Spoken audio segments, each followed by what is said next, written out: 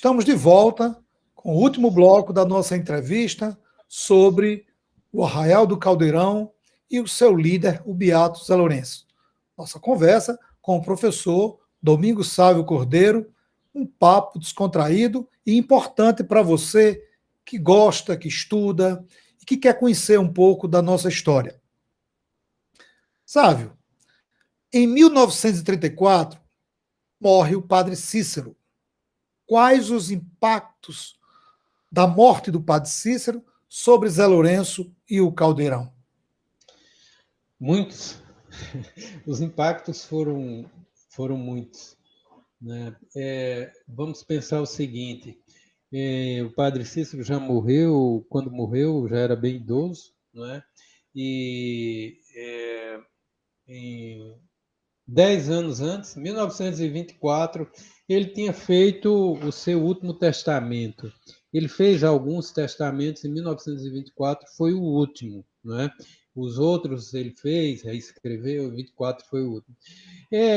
Vamos entender um pouco, né? O padre Cícero era um sacerdote que entendia, né, como beato que ele era, né, como seguidor do padre mestre Biapina que ele foi, de que ele devia trabalhar pelo próximo acima de tudo. Essa era a missão dele.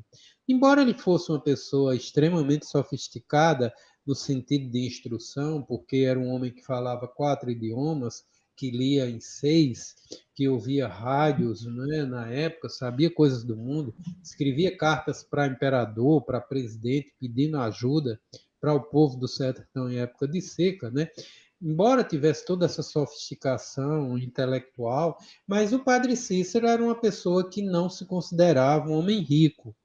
E, portanto, as coisas que ele havia, os bens que ele havia adquirido em seu nome, na sua vida, não deveriam pertencer a ele. Esse era o pensamento dele.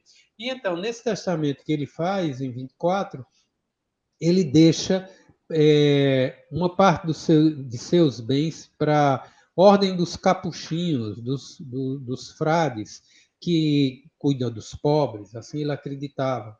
Deixa uma parte dos seus bens para a ordem dos salesianos, porque com a origem em Sales, na Itália, cuidava de crianças pobres. Então, ele acredita que os salesianos também vão cuidar dos pobres em Juazeiro. E outra parte, né, ele deixa para a Diocese do Crato. Nessa parte que fica para a Ordem dos Salesianos está o terreno do sítio Caldeirão. E aí, com a morte do padre Cícero, a igreja decide, então, assumir, né, o seu legado. E foi feito de uma maneira extremamente desastrosa. Só para você ter uma ideia, eu sou filho de um produtor rural, né, um pequeno produtor rural. Meu pai era agricultor e numa propriedade que ele tinha rural, tinha um terreno próximo que se sabia que tinha sido do padre Cícero, que havia deixado para a igreja e que os proprietários, os grandes proprietários, né, incorporaram. Então a igreja realmente não teve uma administração bem eficiente, não é, nesse legado que recebeu do padre Cícero. Porém, em relação ao Caldeirão, por conta de que, por vários motivos, mas sobretudo, digamos assim, tinha havido a Guerra de Canudos, não é? E Canudos era considerado comunista, não sei o quê, né? De fato, Canudos não era nada disso, Canudos era monarquista, sebastianista, esperavam a volta de Dom Sebastião, que aquele sim foi um grande rei que cuidava dos pobres e que vindo de Portugal para o Brasil, naufragou, nunca acharam, né? Claro, no Atlântico. Então, esse foi Canudos, mas criou-se todo, né? Vocês sabem que na história do Brasil, do Ocidente em geral, sempre que as elites querem crucificar, querem fazer uma morte moral com alguém, dizem que é comunista. Depois inventaram outra coisa, que é corrupto. Fulano é corrupto, corrupto é o mal. Então, com a morte do padre Cícero, a propriedade do Caldeirão foi reivindicada pelos salesianos. E o Beato passou a enviar todo ano uma cota de produção daquilo que era produzido no caldeirão, em termos de cereais, de algodão, de etc., ia para os salesianos. Né? Só que em 1936, o caldeirão foi tomado em assalto pelas forças militares do Ceará. Aí vem algumas coisas, né, que já acontecia, a chegada do Estado Novo, né, a proximidade do Estado Novo, mas também aquele ranço das elites cearenses ao que consideravam como sendo comunismo que tinha acontecido lá, e também roubo da polícia militar do Ceará, que roubou o caldeirão, roubou os bens do caldeirão, ocuparam o caldeirão e roubaram muito, roubaram ouro, mataram, sacrificaram animais, mataram animais, tá? Prenderam pessoas, levaram para o DOPS, torturaram pessoas, etc. Né? Então, o Beato entrou, o Beato se refugiou nesse sítio Mata dos Cavalos, né? E ele tinha um grande amigo que também era advogado e que entrou com habeas corpus, dizendo que, enfim, não havia nada aquilo, etc. e tal, né? Pedindo o direito do Beato voltar. Só que no ano seguinte, em 1937, houve um confronto entre as forças militares do Ceará e parte dos homens do Caldeirão. Veja, o Caldeirão, grande parte, eram cordeiros, eram pessoas mansas, pessoas extremamente pacíficas. Mas parte não. Parte era guerreiro. Era gente que não ia aceitar que, de repente, os ladrões do Estado, travestidos de policiais, chegassem lá, destruíssem, roubassem. Então, eles pegaram armas. Mas que armas, né? As armas que eles tinham, que eram cacetetes, foices, facões. E houve um confronto, enfim, na Chapada do Araripe, em 1937, e morreram dos dois lados. Morreram policiais, e morreram beatos, não é? E inclusive o Severino Tavares, né, uma grande liderança. E a partir disso houve incursões militares na região, veio inclusive avião, bombardeou, jogou bombas, muitos trabalhadores rurais da região morreram, não é? Pessoas que vestiam roupa escura como os beatos, preto ou marrom, que usavam rosários, né? Então eram tidas como beatos. Vocês sabem, né? O que é que a polícia faz, né? A polícia atira pelas costas. Isso hoje acontece aos montes, né? A gente sabe como a polícia trata preto e pobre, né? E na época não era diferente, né? Então a polícia realmente perseguiu muitos trabalhadores rurais, matou em 37, né? Por conta desse conflito que houve. Em 38 o Beato conseguiu um habeas corpus na justiça e voltou ao Caldeirão, mas em 40 os salesianos conseguiram ordem de despejo. Agora vocês vejam que coisa mais maluca, né? Existe uma figura na mitologia que é a cornucópia. A cornucópia é aquela figura assim em forma de búzio, né, do mar, onde sai maravilhas de alimentos, de pérolas, de riqueza dentro. O caldeirão era isso. Só que o caldeirão produzia maravilhas graças ao trabalho humano, ao trabalho das pessoas. Quando as pessoas saíram do caldeirão, o caldeirão voltou a ser do deserto, onde nada produzia, porque tudo que produzia ali foi fruto de trabalho. E aí, bem, em 40, o Beato migrou com seus amigos, né, com a população do Caldeirão, e foi para o Pernambuco. E viveu lá até o último dia de sua vida, 44. Parte do que eu vou perguntar agora, você respondeu aí. Mas, para quem está nos assistindo, talvez tenha ficado algumas dúvidas. Jornais da época, autoridades civis, militares e autoridades eclesiásticas também acusavam o Caldeirão de ser um espaço de fanatismo e uma ameaça comunista. Essas acusações têm procedência? Teriam sido esses motivos da destruição e expulsão dos moradores? É muito interessante essa história, né? De rir, porque o Beato José Lourenço recebeu uma caixa de imagens de santo para colocar na igreja de Santo Inácio de Loyola, que ele estava construindo lá. né, no Caldeirão, que não chegou a terminar. E os boatos que surgiam é de que ele recebia fuzis de Moscou, que estava preparando uma revolução armada. Não havia uma arma no Caldeirão, gente, uma arma de fogo, não havia. E havia uma espingardinha soca-soca que pertencia ao Beato, que acompanhou com ele a vida toda, mas ninguém tinha arma naquele lugar. O que aconteceu ali foi uma morte moral. A morte moral acontece quando as elites políticas dominantes e a imprensa, né, que invariavelmente na história do Brasil serve aos senhores de terra, serve aos senhores de engenho, serve aos latifundiários, não é? Serve às elites econômicas, digamos assim, contaram um monte de história, de boatos a respeito do Caldeirão que não procede. Eu conversei com pessoas que moravam no Caldeirão. E o que se dizia no Caldeirão, os boatos que se dizia na cidade sobre o Caldeirão, era, por exemplo, assim, que o Beato José Lourenço era um devasso, que ele tinha um harém, ele tinha 14 meninas, que ele se deitava numa cadeira espreguiçadeira, embaixo de um sótão, com tábuas espaçadas, onde as meninas passeavam em cima, sem roupa, e ele ficava embaixo se divertindo. Diziam que o Beato José Lourenço era um homem rico, que emprestava, era agiota, emprestava dinheiro a juros dos comerciantes do Crato. Assim como diziam que ele recebia a arma de Moscou. Nunca uma das pessoas que morou com o Beato José Lourenço falou tal coisa. Essas coisas eram faladas sempre por gente que não conhecia o Caldeirão. As pessoas que moravam no Caldeirão diziam, olha, ele era um homem santo. Era isso que diziam. Uma vez eu perguntei para um homem, que foi o seu Antônio Inácio, morador do Caldeirão, se o Beato José Lourenço namorava. Seu Antônio, o Beato José Lourenço não foi bem assim, presta atenção.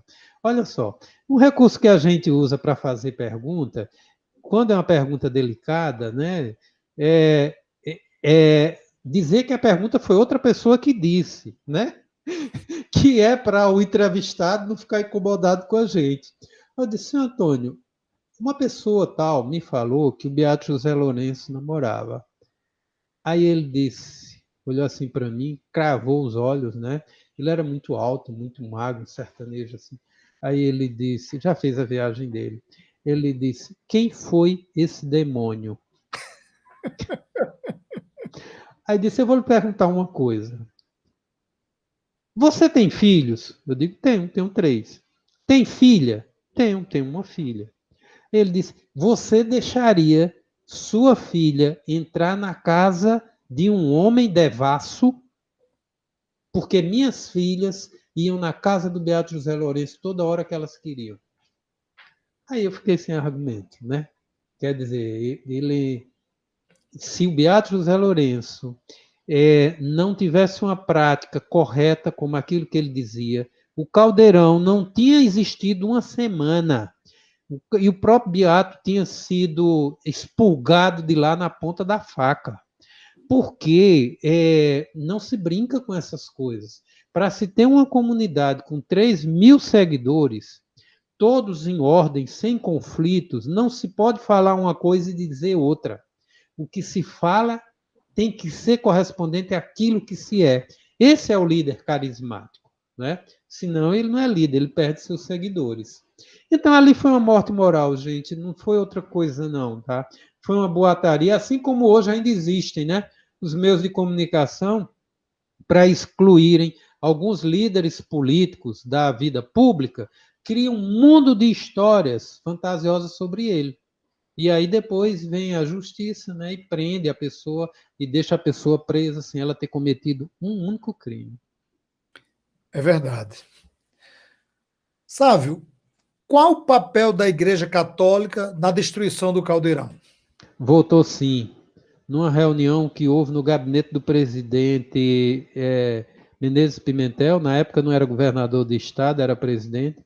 Esse personagem aí reuniu o chefe da polícia, comandante das forças policiais do Ceará, o bispo e mais uma figura da imprensa, e decidiram, então, que o Caldeirão não podia continuar porque aquilo era um cancro social. Então, esse débito aí está na conta da igreja, viu? Esse aí é uma das coisas que a igreja tem que algum dia pedir perdão, né? Pedir perdão à humanidade, pedir perdão às pessoas que moraram no Caldeirão e pedir perdão a Deus. Né? Não, não se omitiram, não, votaram sim. O Caldeirão tem que acabar. Esse foi o papel da igreja, né? Na época. Entendido, né? Objetividade maior não podia, né? Na sua resposta. Nós vamos caminhar para o encerramento da nossa entrevista. A última pergunta, essa eu fiz a todos os entrevistados. O que aproxima o Arraial do Caldeirão de outros movimentos, como Canudos, Contestado, lá entre os estados do Paraná e Santa Catarina, Pau de Colher e o próprio Juazeiro do Norte, que torna o Caldeirão uma história do Brasil, uma história nacional e não uma história regional? É uma das características da nossa história social, essa história de o Brasil possui um Estado que, desde as suas origens, é um Estado extremamente perverso com os pobres, com as populações negras, com as populações que moram em favelas anteriormente, que foram escravizados, com as populações que moram no campo. Então, esses movimentos, o que eles têm em comum, primeiro é que são lutas libertárias, lutas pela liberdade, liberdade da situação de opressão e de abandono do Estado. Né? Segundo, esses movimentos têm em comum que eles mostram uma sabedoria ancestral que é nossa, fruto da nossa ancestralidade indígena, da nossa ancestralidade africana e da nossa ancestralidade europeia também, sobretudo de Portugal, mas da Península Ibérica, das populações mais humildes, que sabiam como conviver com a terra, que sabiam como se relacionar, né? Que tinham uma produção própria. Então, a gente pode dizer que o colonialismo, ele tanto foi um colonialismo político, econômico, como um colonialismo de ideias, um colonialismo que nos fez pensar, nós brasileiros como um todo, né, de que o bom é o que vem dos Estados Unidos, é o jeito de viver americano, que o bom antes dos Estados Unidos era o que vinha da França, o jeito de viver na França, ou seja, da Europa de maneira geral, e não. Nós sabemos, nós temos nossas sabedorias próprias, autóctones, nossa produção de convívio, de possibilidades de convívio social, não é? Eu posso até esticar um pouco, sei que vai distanciar, mas vejam o que o MST está fazendo, por exemplo, produzindo os alimentos orgânicos, captando dinheiro na bolsa de valores para produzir, para pequenas cooperativas de trabalhadores rurais. Quem inventou isso? Nós. Agentes de saúde, esse trabalho que existe hoje no Brasil, nasceu onde? Nasceu no interior do Nordeste. Então, foi ideia nossa, fomos nós. Então, esses movimentos, que eram movimentos libertários, todos eles, né, Canudos, Contestado, Pau de Colher, né, Caldeirão, eram tentativas de organização social, de coexistência social pacífica, respeitosa, harmônica e o que eles têm em comum pelo lado extremamente negativo é a forma como foi tratado pelo Estado. O Estado brasileiro até hoje não tem abertura, não tem mostrado a mínima disposição de conviver com uma forma de organização social que difira daquilo que é importado, daquilo que nos foi colocado como sendo o melhor, que vinha da Europa, que veio dos Estados Unidos. Então, esses movimentos todos foram perseguidos, e a exceção de Juazeiro do Norte foram todos exterminados. Né? E hoje, imagine que nós poderíamos estar exportando formas de conviver. Se o Caldeirão tivesse continuado, se Canudos tivesse continuado, eu não sei, mas como aquilo começou, aquelas experiências começaram bem, se Contestado tivessem deixado, né, Contestado existir, né, aquela população lá que seguiu o monge José Maria, nós poderíamos ter muitas formas de organização social, não é? E mostrar para o mundo isso, e mostrar e ser modelos que poderiam ser replicados. Hoje nós não temos. O que nós temos são essas cidades adoecidas, essa forma de exploração terrível, não é, que existe. Não é? Antes era exploração, hoje é exclusão mesmo da maioria da população. Então é isso. Esses movimentos, assim, para terminar, né, eu considero como movimentos bastante inspiradores, né? No sentido de que nós temos valores, né, que são valores harmônicos, valores humanos, valores de igualdade, né, valores de solidariedade, valores de liberdade. Não é? Isso nos guia, isso nos faz humanos. Né? Isso pode ser que nós consideremos essas experiências como um farol. Nós olhamos para trás como um farol e vemos elas iluminando o futuro, né? Iluminando um caminho. Isso já existiu. E vejam, não era diferente do que é hoje. Muitas vezes foi muito pior. Quando essas comunidades existiram, as condições de vida dessas populações eram tremendas, terríveis. E eles conseguiram mostrar que sem ajuda ou com ajuda, conseguiam produzir uma vida melhor, desde que o Estado não atrapalhasse. Porque o Estado, se não ajuda, não atrapalha. Né? O problema, essa é que é a questão. Muito obrigado, amigo. Muito obrigado pelo Estamos convite. encerrando a nossa entrevista, a nossa conversa muito descontraída com o professor Sávio Cordeiro. E eu abro, amigo, para as suas considerações finais. Então, o que eu posso dizer é que há nesse tempo, né, histórico no Brasil, na sociedade brasileira, que foi na sociologia, nas ciências sociais, nomeado, apelidado de messianismo, né? Outras ciências não consideram dessa forma, com esse nome, mas, enfim, dessas lutas libertárias, né, é que nós podemos enxergar muita esperança, né? Quando nós vemos, não, nós já, né, nós em termos de sociedade nacional, né, de uma vez que esses movimentos aconteceram no país como um todo, né, não foi algo localizado em estados do Nordeste, não, mas em vários estados brasileiros nós tivemos movimentos assim. Né? Hoje, é claro, não é? Nós não podemos pensar em replicar, hoje o momento é outro, a sociedade é outra, não é? Então nós temos que agir de acordo com o momento. Mas, como em outros tempos, não é? Foi possível construir esboços de sociedades humanas, sociedades igualitárias, sociedades respeitosas, sem violência, sobretudo, né? Isso é possível nós construirmos isso.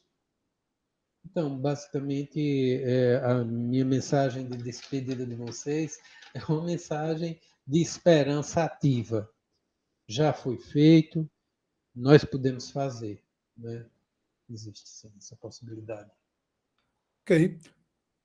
O canal História Atual agradece ao professor Domingos Sávio Cordeiro pela contribuição no nosso ciclo de entrevistas sobre os movimentos sociais ocorridos em todo o Brasil. Nós encerramos aqui esse conjunto de atividades do mês de julho. Em agosto, nós teremos novidade no canal. Depois, nós anunciaremos quais as novidades. Um abraço a todos e até o próximo programa.